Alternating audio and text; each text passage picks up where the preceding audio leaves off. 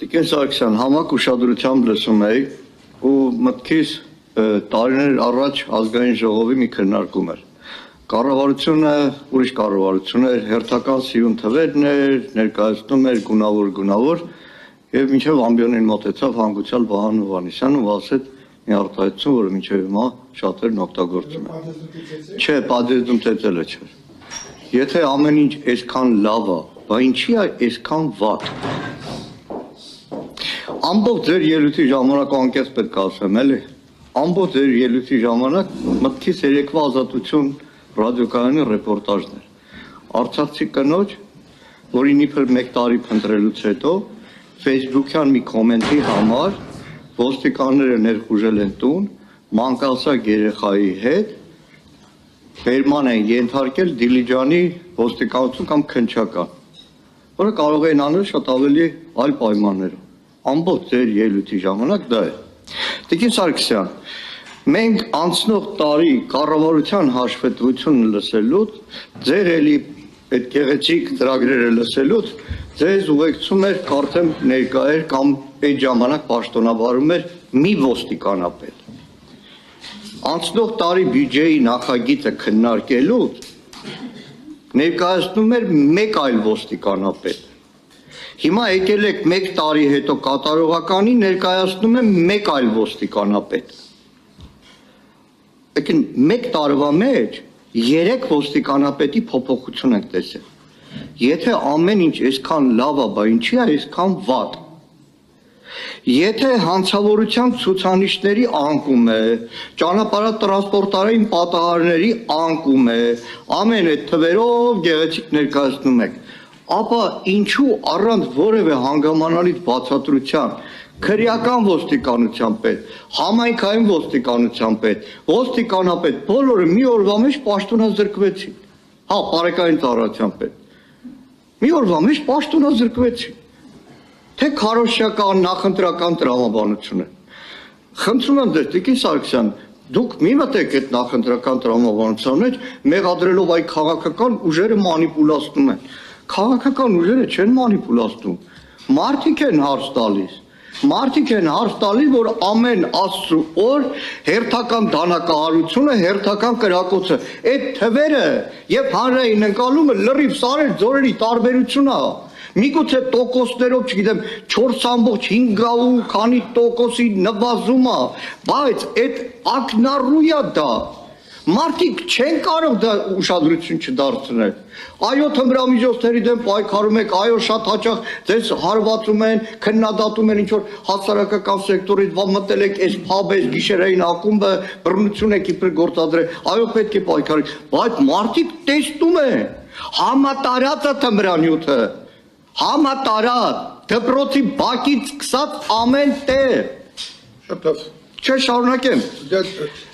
Քաղաքականացվածության մասին եք ասում։ Տիկին Սարգսյան, անցնող 3 ամիսներին իրար հաջորդ հարցումներով ես ցանկացել եմ ներքին գործերի նախարարությունից հասկանալ Մայր Աթոռ Սուրբ Էջմիածնի տարածքում հոգևորականները այդ տարածքում, որ ազատ շրջում են, հոգևորականների ուղեկցելու համար ինչ կարգավորումների, ում հրամանի հիման վրա շուրջ 300 ոստիկան ուղեկցում է 10 եպիսկոպոսի, չեմ ասում է հասարակական կարգը, այո, այդ օրը ոստիկանները փայլուն աշխատեցին, հունվարի 18-ն էր, որպեսի բախումներ չլինեն եւ այլն, բայց դրանի զատ 300 ոստիկան Բարձրաստիճան ոստիկան, ինչի էին 10 եպիսկոպոսի ուղեկցում Մայր Աթոռ Սուրբ Էջմիածնի տարածքում, ինչ կարգավորումներ, չասեք քրեական գործ կար, այդ դեպքում քրեական գործ չկար, որ դուք էլ ապահովեք։ Եվ իրականում մեր գործընկերը ճիշտ հուշեց, մենք ըստ կանոնակարգ օրենքի ունենք հարցերի որոշակի ժամանակա հատված, 3 րոպե, եկեք շարժենք։ Վերջացրեցի, ուղեկցողներից եք ասում, Տիկին Սարգսյան։ Ես մի բան ձեզ վերջացնում եմ, դատական բաներին ուղեկցողներից եք ասում։ Երբեմն քաղաքական միջոցառումների այնքան է կենտրոնանում ոստիկանների, որ նույն Բաքրատ Սրբազանի 18 արդարների դատին դեպք եղավ, որ 3 տնային կալանքով մարդու ոստիկան չէր եղել ու բերեին դատերը։ Շատ լավ։ Պարոն Մանուկյան, այդ 300 հոգին, որ ասում եք դա ֆիքսված Ֆիքսված է վիդեո, բանով, գիտեք քանի հատ հարցում են ուղղակի։ Անուններով, բանով։ Շատ լավ։ Տիկին նախարար, պատասխանում եք հարցերին։ Ցուցակը 3 հա։ Չէ, բնականաբար Ես հեսա բոլոր հարցերին։ բոլոր հարցերին պատասխանում ենք եւ վերջին հարցի իրավունք է սպառնալուց։ Քանի որ ուրիշ հերթագործներ չկան։ Խնդրեմ տիկին նախարար։ Շնորհակալություն,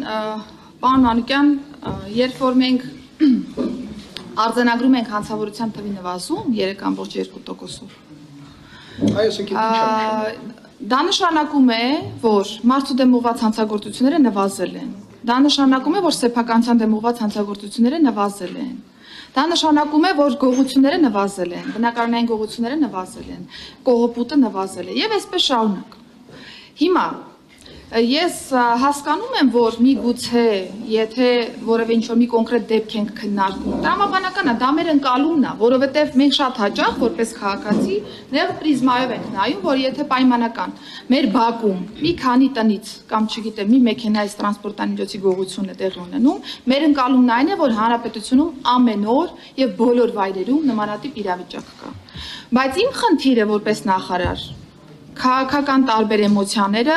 մարդկային տարբեր էմոցիաները, այո, բոլորը պիտի նկատի ունենան, բայց պիտի զտենք, որ կարողանանք հասկանալ իրական պատկերն ինչպիսին է եւ ինչպես են կարողանում ճիշտ կառավարել օպերատիվ իրավիճակը Հայաստանում։ Հիմա ինչն է վատ, պարոն Մանուկյան, որ մենք 3.2%-ով նվազում ունենք հանցավորության մեջ, որ մարդու դեմ ուղղված հանցագործությունները նվազել են, որ սեփականության դեմ ուղղված հանցագործությունները նվազել են, այսինքն լավ կլիներ, եթե մենք ունենայինք մարդու դեմ ուղղված հանցագործությունների աճ, ունենայինք սեփականության դեմ ուղղված հանցագործությունների աճ, կամ ունենայինք ավելի քիչ թվով շրջանառությունից դուրս բերված զենք զինամթերք, կամ իրավապահ համակարգը չլծվեր դարի մարտահրավեր հանդիսացող թմրամիջոցի Ապոնի շրջանառության բացահայտման դեպքերին եւ 80%-ով ավելի շատ թմրամիջոց դուրս չբերել Ապոնի շրջանառությունից։ Ես իրատեսական եմ նայում իրադարձություններին եւ ինձ համար շատ լավ է, որ մենք ունենք 3.2%-ով նվազում, ընդ որում իմ ցանկացած խոսքի ավարտին դուք տեսաք նաեւ ես որ նշում եմ խնդիրների մասին։ Ես երբեք չեմ նայում էմոցիոնալ տեսանկյունից, այն դրական արդյունքները, որոնք որ կան նախարարության տեսանկյունից, ես դրան գնահատում եմ ողջամտորեն անհրաժեշտ փոփոխություններ, որովհետև այս կառավարությունը մի քանի տարի շարունակ ջանք է դրել ոստիկանության ոլորտի բարեփոխումների վրա, եւ մենք հիմա պիտի այո, հաճելիորեն եւ անկեղծորեն նաեւ խաղենք եւ բարձրաձայնենք այն բոլոր դրական արդյունքները, որոնք որ մենք ունենք։ Սրա կողքին ես միշտ մեր հանրության հետ եւ նաեւ ազգային ժողովում անկեղծ եմ եղել եւ արձանագրել եմ նաեւ խնդիրները։ Եվ ոստիկանության բաժին բերման ենթարկելու հետ կապված տարբեր իրադարձություններով ես երբեք չեմ ասել, որ մենք իսպառ վերացրել ենք ոստիկանական համակարգի բոլոր խնդիրները ուժային միջոցների գործադրման մասով։ Բայց ես ասել եմ, որ ունեմ հանձնառություն ի վերջո այս հանրապետությունում ունենալ ուժային միջոցների գործադրման ստանդարտ եւ այնքան կրթել համակարգի ոստիկաններին, որ դա դառնա մարմնի հիշողության մաս։ Եվ մենք չունենանք եվրոպական դատարան գնացող այնպիսի վճիռներ, որոնք Հայաստանի Հանրապետության համար մինչև նույնիսկ այսօր հետևանքներ են առաջացնում։ Շարունակելով ոստիկանական համակարգի հետ կապված մնացյալ հարցադրումների արձագանքները, տեսեք, դուք նշում եք, որ թմրամիջոցները համատարած են, անշափահասների մոտ համատարած թմրամիջոցների շրջանառություն կա, դպրոցներ եւ այլն եւ այլն։ Ես շատ մտահոգությամբ եմ վերաբերում եւ հոգատարությամբ եմ վերաբերում այս բոլոր մտահոգություններին, որոնք որ արձանագրվում են։ Եվ ինչ եմ արել ես անցած տարվա կտրվածքով։ Ցանկացած գրառում, հանրային տիրույթում կամ ցանկացած միտք ենթարկվել է ստուգման։ Ոստիկանական աշխատակիցները, ոստիկանության ծառայողները այցելել են բնակության վայրեր եւ հարցրել են, թե տրվյալ գրառման ներքո կա որևէ դեպք, որը կարող է կոնկրետ տրամադրվել ոստիկանությանը, որպեսզի մենք պատշաճ իրավական պետությանը բնորոշ ընթացակարգերով ընթացքավորենք եւ հասկանանք, թե որ դպրոցում է թմրամիջոցի Ապոնի շրջանառությունը։ Պարոն Մանուկյան, մինչ այս պահը ես ունեցել եմ 0 հաղորդում եւ 0 նույնիսկ օպերատիվ ճանապարհով տվյալի փոխանցում, եթե նույնիսկ մենք այն տրամաբանության մեջ ենք, որ ցանկալի չի հաղորդում ներկայացնել ոստիկանությանը, տվյալը տանք, դուք գնացեք ինչ ուզում եք արեք այդ տվյալի հետ։ 0 տվյալ համացանցում տեղ գտած գրառումներով, 0 տվյալ։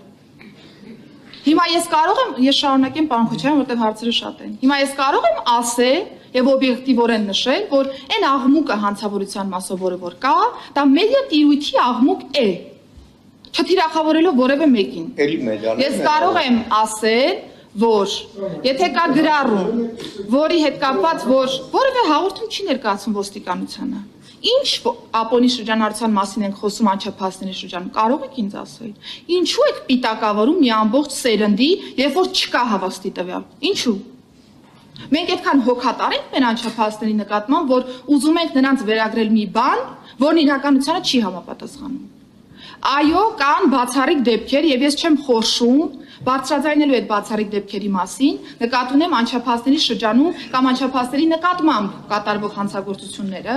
եւ սա է պատճառը, որ ես խստացրել եմ նախարարության քաղաքականությունը եւ ոչ թե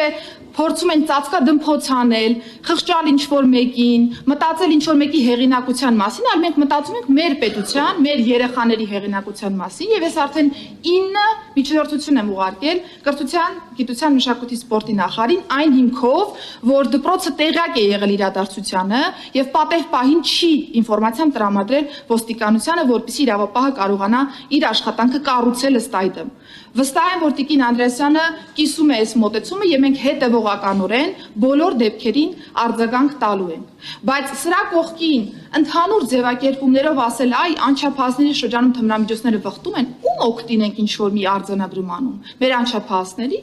Եթե չկա նման բան, ում օգտին ենք մենք այդ արձանագրումը անում։ Ինչու ենք մենք ուզում ստանձնել անչափահասների պիտակավորման process, ինչու։ Ես դա որպես ներքին գործերի նախարար փաստերով, ոչ թե էմոցիոնալ կամ ինչ-որ գրառումներով, փաստերով թույլ չեմ տալու։ Այո, կան խնդիրներ, այո, կան անչափահասների նկատմամբ կատարվող հանցագործությունների մասով որոշակի դրվագներով աճ։ Այո, կա անչափահասների կողմից կատարվող հանցագործություններով որոշակի աճ, բայց իմ խնդիրն է որպես նախարար առաջին հերթին թույլ չտալ, որ իրականություն ներկայացվի մեր անչափահասների մասով այն ինչ որ իրականությանը չի համապատասխանում, եւ երկրորդը հասկանալու, գնալու խորքը եւ տեսնելու թե մենք ինչպես ենք լուծում այս խնդիրը։ Սա շատ կարևոր է եւ մենք եթե ուզում ենք հոգատար վերաբերմունք ցուցաբերել մեր անչափահասների նկատմամբ, մենք պիտի նախ զտենք իրական պատկերը եւ հետեւողականորեն գնանք կոնկրետ իրադարձության հետևից։ Եւ ընդհանուր առմամբ նաեւ թմրամիջոցների Ապոնի շրջանառությանն եմ երբ որ անդրադառնում, համակարգի ռեսուրսը շարունակվելու է ամբողջ էներգիայով առավելապես ուղղվել ներմուծման եւ արտադրության շղթայի հետևից։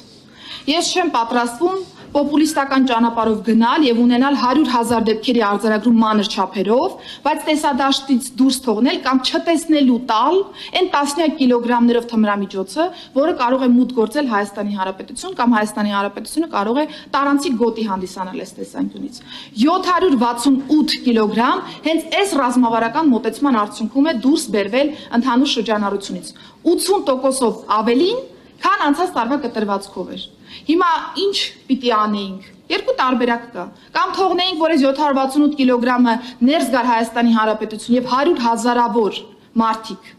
օգտվեին այս թմրամիջոցից, եւ մենք ունենայինք խեղված նաեւ ճակատագրեր, մի մասը կարողանայինք բացահայտել, մի մասը չկարողանայինք բացահայտել։ Եվ երկրորդ տարբերակ, ընդունել, որ կարող են մանր տարբեր դեպքեր լինել, որոնք կարող են ռեսուրսի ոչ բավարար լինելու հետևանքով դուրս մնալ այդ պահին տեսադաշտից, բայց շատ մանր չափեր, բայց կենտրոնանալ խոշոր խմբականակի վրա եւ լուծել հանրության ավելի կարեւոր խնդիրը թույլ չտալով սրա օգտագործումը տարբեր անչափահասների, չափահասների, ես չեմ ուզում տարանջատել խմբեր եւ այն դիրքավորում ունենալ, որ անչափահասը կարող է չի օգտագործում։ Հիպոթետիկ։ Մենք գնացել ենք հենց այս ճանապարհով եւ ես շարունակելու եմ քրեական ոստիկանության ամբողջ ռեսուրսը օգտագործել մեծ խմբականակների բացահայտման ուղղությամբ, կոտրելով ներմուծման եւ արտադրության շղթան։ Եթե մինչ այս պահը ռազմավարական մոտեցումը չի եղել, կամ մեզ թվային պատկերն ավելի գրավիչ է թվացել, որ դուք տեսնեիք ոչ թե ենթադրենք 100,000 դեպք ենք բացահայտել, այլ ընդամենը 1000, ես չեմ վախենում ուղղակի արձանագրելու, որ ոչ թե թվերն են կարևոր, այլ բովանդակությունը։ Եթե 768 կիլոգրամ արգրավելով պիտի ունենանք ավելի նվաստի վիճակագրության մեջ եւ հարցեր առաջացնեն, թող ունենանք այդպիսի պատկեր, ես հարցերին սիրով պատրաստ եմ պատասխանել, բայց չեմ գնալու որևէ տարբերակով թիվ նկարելու կամ թիվ ցույց տալու եւ բովանդակությունը մի կողմ թողնելու ճանապարհով։ Եվ նաեւ սա է պատկերը, երբ մենք էլ ենք շփվում, պարոն Մանուկյան, մեր բնակիչների հետ։ Պատկերացնեք, մենք էլ ենք շփվում, մենք էլ գիտենք ընկալումները։ Դա է պատճառը, որ ի տարբերություն այս խոսակցությունների 2026 թվականի փետրվարին հանրային հարցումներով, ի տարբերություն 25 թվականի հունիսի, աճել է ոստիկանության նկատմամբ վստահության թիվը։ Մեր քաղաքացիները չեն հասկանում ինչ է կատարվում։ Ոստիկանությունը չեն վստահում, բայց մենք վստահության թվի աճ ունենք։ Եթե այդպես լիներ, ինչու 2025-ի հունիսին որոշ դրվագներով նվազում ունեինք։ Սա իրական պատկերն է, ես հեռու եմ այն մտքից, որ մենք չունենք խնդիրներ, որովհետև ես այդ խնդիրները ինքս եմ արձանագրում։ Ինչ թե արդարադատության նախարարի տեղակալ եմ եղել, ով զբաղվել է ոստիկանության ոլորտի բարեփոխումներով, եւ թե ներքին գործերի նախարարի տեղակալ, հիմա արդեն ներքին գործերի նախարար։ Կա մի մարդ, ով որ ինձանից շատ ոլորտի խնդիրների մասին խոսել է։ Կա նման մարդ։ Այս բոլոր փոփոխությունները ով է նախաձեռնում։ Ներքին գործերի նախարարությունը եւ նաեւ անդրադառնամ Հիմա հարցեր են տրվել են պատասխանուի։ Ես ընդհանրապես արձանագրումներ եմ անում, պարոն Քոչարյան, որովհետեւ եթե ներքին գործերի նախարարության համակարգը եւ կառավարությունը ընդուներ, որ չկա խնդիրներ, որևէ բան ներքին գործերի նախարարության համակարգում տեղի չէր ունենա։ Եվ եթե այսօր նորից վերադառնալով իմ նախորդ մտքին, ներքին գործերի նախարարը գալիս է ազգային ժողով, սա ռեֆորմի արդյունք է։ Որովհետև ձևավորվել է ներքին գործերի նախարարությունը եւ կա խորհրդարանական վերահսկողության նորմալ գործիքակազմ ամբողջ համակարգի նկատմամբ եւ ոստիկանապետի փոփոխություն, ոստիկանության պետի տեղակալների փոփոխություն, ինչպես նաեւ Մայրաթորի 300 հոգանոց խումբ։ Ոստիկանապետի եւ ոստիկանապետի տեղականների փոփոխությունները ես մեկնաբանել եմ եւ նշել եմ, որ սա կադրային փոփոխություն է ոստիկանության համակարգում նոր էներգիա բերելու տրամաբանության մեջ։ Նոր էներգիա բերելու տրամաբանության մեջ։ Մենք տարբեր լուծումներ ենք քննարկում համակարգում, տարբեր լուծումներ ենք փորձարկում եւ կադրային փոփոխությունները նոր էներգիայի տարբեր ուղղություններով ուղղորդելու տրամաբանության շրջանակներում եւ այստեղ պետք չի փնտրել որևէ մի ինչ-որ անհանգստացնող էլեմենտ, սա կադրային փոփոխություն է, համակարգում որևէ մեկը հավերժ չէ, կարող են այս փոփոխությունները տեղի ունենալ, որpիսի մենք կարողանանք ավելի թար մտքով գնալ առաջ եւ ես չեմ պատրաստվում միայն նրա համար, որ չլսեմ կադրային փոփոխությունների հետ կապված քննադատություն հաշտ լինեմ իրավիճակի հետ եւ չորոշեմ կադրային շարժեր անել համակարգում։ Կադրային շարժեր 3 էլ են եղել, այսօր էլ են եղել եւ վաղնել են լինելու, եթե դրա անհրաժեշտությունը որպես այդպեսին կա։ Ինչ վերաբերում է Մայրաթորին, ես նշեմ, որ պարոն Մանուկյան, ես ճիշտ ասած չգիտեմ դուք ինչ գործիքակազմեր եք կիրառում, բայց 300 անձ որևէ ձևով, որևէ մեկին, որևէ իրադարձության շրջանակներում չի ուղեկցում։ Փաստական տվյալով 300 անձի ուղեկցման դեպք չկա։ Եվ այո, այդ օրը Մայրաթորում ոստիկանությունը պատշաճ կերպով կատարել է իր առջև դրված խնդիրը եւ թույլ չի տվել բախում այն պայմաններում, երբ որ մենք ունեինք իրար կարելի ասել ճակերտավոր հակադարձող հավաք Մայրաթորի ընդհանուր տարածքում։ Ոստիկանությունը պատշաճ կերպով կատարել է իր առջև դրված խնդիրը եւ ոստիկանական նման ներկայացվածության արդյունքն է, որ չնայած սադրանքներին Մայրաթորի տարածքում ոչինչ տեղի չի ունեցել։ Եւ ցանկացած պահի, եթե դիտարկենք, որ օպերատիվ տվյալի հիման վրա կամ ընդհանուր իրավիճակով պայմանավորված կարիք կլինի ավելի մեծ թվով ոստիկանական ներուժ ներգրավելու, ներքին գործերի նախարարության համակարգը ներգրավելու է այնքան թվով ոստիկան, որ թույլ կտա մեր երկրում պատշաճ հասարակական կարգ եւ անվտանգություն ապահովելու։ Ինչ վերաբերում է ձեր հարցադրումներին, ես բազմիցս արձագանքել եմ, որ եթե կա պաշտպանական միջոց կիրառելու մասին որոշում, ոստիկանները իրականացնելու են վարույթ իրականացնող մարմնի որոշումը, անկախ նրանից, որ մեկս ինչպիսի ընկալումներ ունենք այդ իրադարձության շրջանակներում։ Հուսով եմ բոլոր հարցերը սպառեցին։ Շնորհակալություն տիկին նախարար։ Արձագանքը գիտեք պարոն Մանուկյան։ Պարոն Մանուկյան։ Պարոն Մանուկյան։ Չէ, մի վարքյան էլի խնդրեմ։ Մենք արձագանքի այս ձևաչափը մենք արձագանքով չենք գնում։ Օրինակ տվեք, պարոն Մանուկյան։ Ես չեմ թիրախավորում։ Ես ասում եմ, եթե մենք այդպես ենք ասում, առանց օրինակ բերելու եւ անկախ ապացույցի, այսպես է։ Սիրով ցանկացած օրինակ պատրաստ եմ քննարկել։ Հասարակական կարգի պաշտպանությունը մի բան է, այն ուղեկցող ոստիկանների անօրինականությունները նստատել լրագրողները։ Իրանց աչքի առաջ է եղել, հիմա աչքի տեսածը պետք է ասեմ չի եղել, այնտեղ շիտեր նկարող ոստիկանները ուղեկցում էին եպիսկոպոսներ։ Պարոն Մանուկյան, շատ լավ։